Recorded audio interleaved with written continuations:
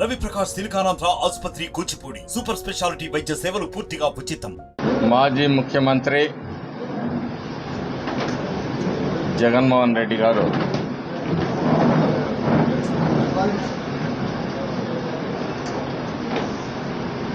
తన సహచరుడిగా ఉన్న మాచర్ల మాజీ శాసనసభ్యుడు పిన్నెల్లి రామకృష్ణారెడ్డిని నెల్లూరు జైల్లో పలకరించడానికి ముందుకొచ్చాడు.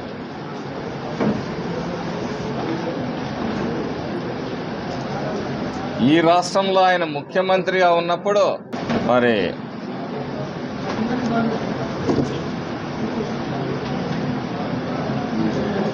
ఆడబిడ్డల మాన ప్రాణాలకి, బలహీన వర్గాల మీద దాడులు జరిగినప్పుడు కానీ, ఒక డాక్టర్ సుధాకర్ని, ఒక దళిత డాక్టర్ సుధాకర్ని వేధించి చంపినప్పుడు కానీ, వాళ్ళ ఎమ్మెల్సీ మరి డోర్ డెలివరీ చేసినప్పుడు కానీ, తన అక్కని అవమానించారు, అసభ్యంగా ప్రవర్తిస్తున్నారు అని చెప్పేసి ఒక పసిబిడ్డ మరి భావోద్వేగంతో తన అక్కని కాపాడే ప్రయత్నం చేసినప్పుడు 1,000 plus faculty, 600 plus PhD, industry driven skilling. KL, deemed to be university.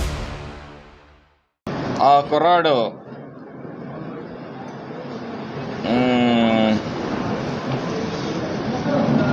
మరి సజీవ దహనం చేసినప్పుడు రేపల్లెలో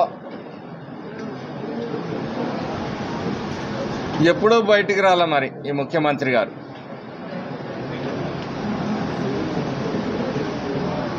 ఈ రాష్ట్రంలో తప్పుడు కేసులు పెడుతున్నారన్నారు.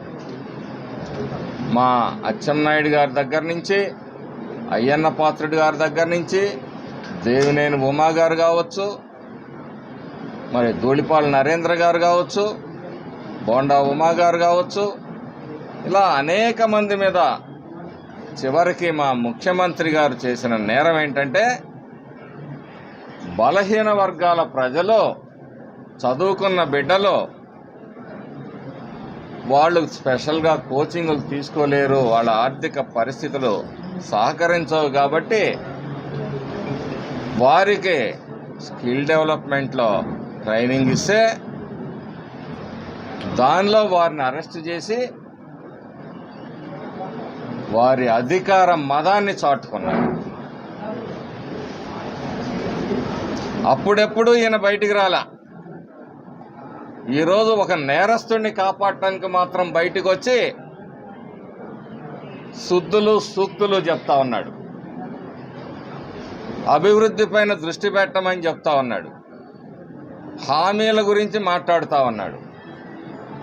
నెల రోజులైంది మేము ఈ రాష్ట్రాన్ని విధ్వంసం చేసి, ఈ రాష్ట్ర ఆర్థిక పరిస్థితిని చిన్నాభిన్నం చేసి, రాబోయే 20 సంవత్సరాలు 2 దశాబ్దాల్లో కూడా పూడ్చుకోలేనంత అగాధాలను ఏర్పాటు చేసి, ఈరోజు అది చేశారా, ఇది చేశారా, ఆ పథకం ఇచ్చారా, ఈ పథకం ఇచ్చారా అని మాట్లాడుతున్నారు.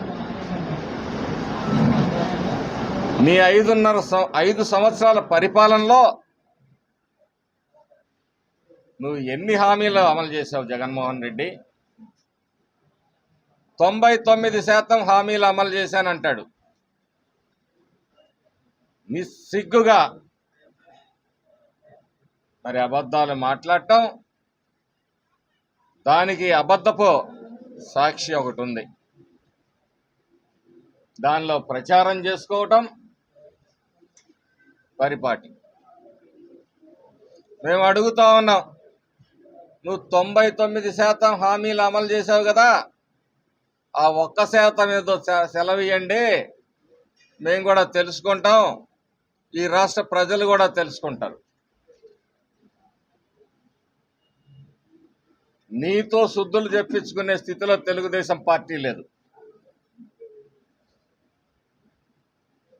ఈరోజు రాష్ట్రంలో అనేక కష్టాలు బాధలు, కేసులు, సాధింపులు, వేధింపులు, ఆర్థిక నష్టాలు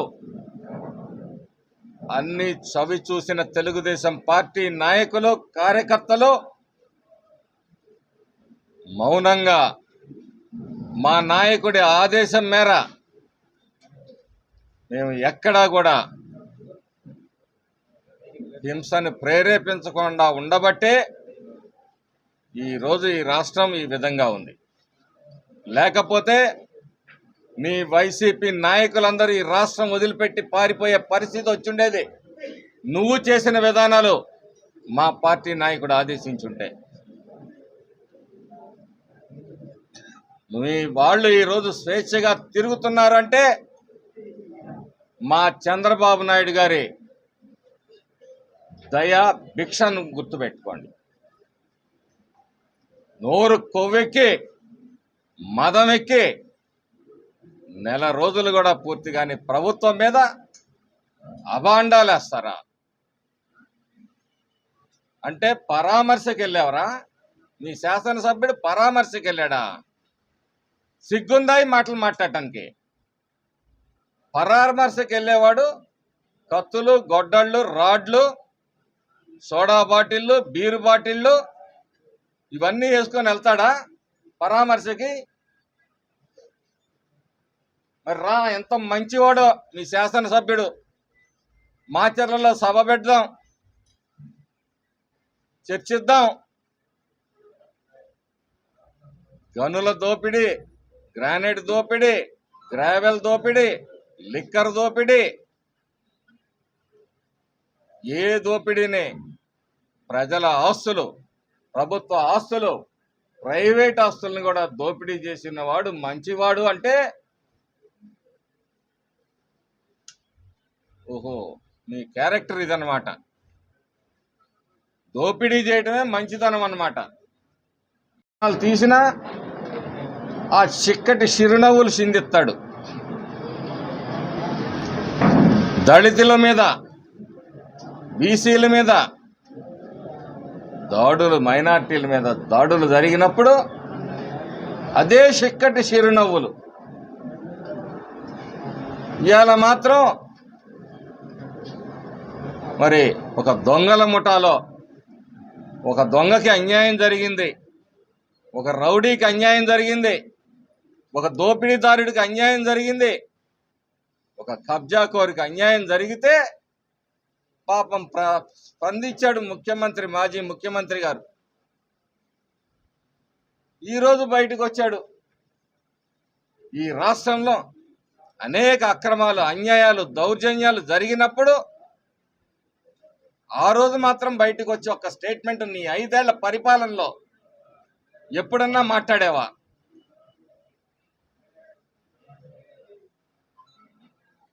నీతో నీతులు చెప్పించుకోవాల్సిన అవసరం లేదు.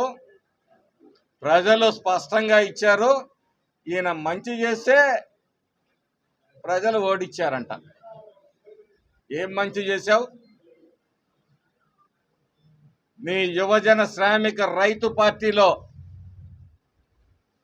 ఏ వర్గానికి నువ్వు న్యాయం చేశావు? యువతని గంజాయి మత్తులో ముంచి గంజాయి మాటను వ్యాపారం చేసి కోట్లు గడించిన వ్యక్తులు మీరు. శ్రామికుల పొట్టగొట్టి ఉపాధి లేకుండా ఈ రాష్ట్రంలో అమరావతి మీద కక్ష కట్టి అమరావతిని కూల్చేసిన మరి రియల్ ఎస్టేట్ రంగాన్ని కూల్చేశావు. దాని మీద ఆధారపడ్డ భవన నిర్మాణ కార్మికుల పొట్టలు కొట్టావు. రైతుల గురించి మాట్లాడతావు. 20,000 వేయలేదని మాట్లాడతావు. 8.5 లక్షల కోట్లు అప్పులు. ఇంకా ఈరోజు తవ్వే కొద్దీ ఎంత ఆర్థిక లోటు ఈ రాష్ట్రంలో ఉంది, ఎన్ని అప్పులు ఉన్నాయని తవ్వుతున్న కొద్దీ బయటపడుతున్న పరిస్థితుల్లో మరి ఇన్ని కోట్ల అప్పులు చేశావు, ప్రజల నెత్తిన ఇంత రుణభారం వేశావు. అనేక పన్నులు వడ్డించావు. చివరికి చెత్త దగ్గర నుంచి కూడా నువ్వు పన్నులు వేసి ఇదే రైతాంగం కోసం ఈ రాష్ట్రంలో 1 ఎకరాకి నీళ్లు ఇచ్చావా?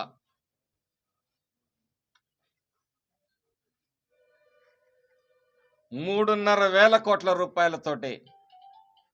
ధరల స్థిరీకరణ నిధిని ఏర్పాటు చేస్తానని చెప్పి ఆ రోజు ఇన్ని లక్షల కోట్లలో అప్పు చేసి ఆఫ్టర్ ఆల్ $3,500 కోట్ల ఈ రైతాంగానికి ఖర్చు పెట్టలేని నయ వంచకుడు నువ్వు ఈరోజు మా పార్టీ గురించి మాట్లాడతావా? అందరూ శాఖాహారులే. ఆ రొయ్యల గంపాయి మాయమైనట్టు మీ అందరూ నిజాయితీ పరులు కాబట్టే ఈరోజు ఈ రాష్ట్రం ఈ అప్పుల గుండంలో, ఈ తాకట్లలో రాష్ట్రాన్ని తాకట్టు పెట్టిన వ్యక్తివి నువ్వు. రాష్ట్ర ప్రయోజనాల్ని నీ స్వప్రయోజనాల కోసం, నీ కేసుల కోసం తాకట్టు పెట్టిన వ్యక్తివి నువ్వు. భారతదేశ చరిత్రలో నీలాంటి అధమ ముఖ్యమంత్రి లేడని చెప్పేసి ఈ సందర్భంగా తెలియజేస్తా ఉన్నా. తెలుగుదేశం పార్టీ రాష్ట్ర కార్యాలయాన్ని నీ రౌడీ మూకల్ని పంపించి ఆ రోజు పగలగొట్టించావు. ప్రజల డబ్బుతో ప్రజల కోసం ఏర్పాటు చేసిన ప్రజావేదికని నువ్వు అధికారంలోకి రాగానే మొట్టమొదట చేసిన ఘనకార్యం ఏంటంటే ప్రజల డబ్బుని ఏ విధంగా నష్టపరిచావనేది. మాచర్లలో మా పార్టీ ఆఫీసుని తగలబెట్టారు. అప్పుడు కేసులు పెడితే ఈ రోజుకి నీ చర్యలు మరి చేపట్టని పరిస్థితి. ఈ పాత కేసులన్నిటినీ కూడా తిరగదోడుతాం.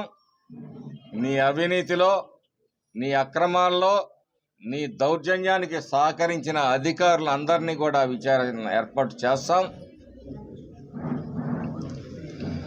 నువ్వు అనుకున్నట్టు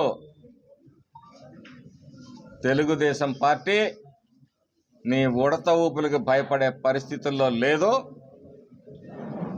మీ అందరూ కూడా ఎవరైతే ఈ రాష్ట్ర ఖజానాని లూటీ చేశారో వాళ్ళందరూ కూడా మళ్ళీ ఒక్కసారి పిన్నెల్లి రామకృష్ణారెడ్డి నీ పరామర్శ పేరుతోటి అనుమతులు తీసుకొని జైలుకి వెళ్ళండి.